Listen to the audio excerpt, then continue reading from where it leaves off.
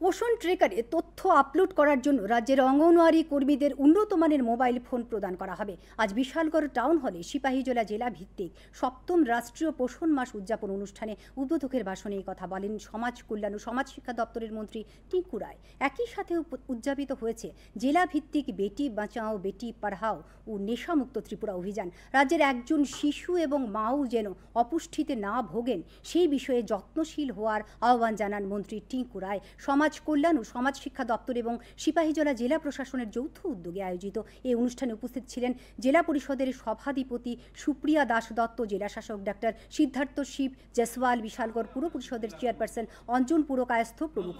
মোট 5 জন গর্ভবতী মহিলার হাতে পোষণ কিট তুলে দেওয়া হয়। অনেকগুলো অঙ্গনওয়াড়ি দিদিমণিদের জন্য নতুন মোবাইল, একদম স্মার্ট মোবাইল 10,000 টাকার ঊর্ধ্বে যেগুলো বাজারে দাম, সেই ধরনের মোবাইল কেনার জন্য পয়সা দেওয়া হয়েছে। আমরা খুব শীঘ্রই আপনাদের সকলের মোবাইল আমরা বদলে একটা ভালো ফোন দেবো আপনাদেরকে।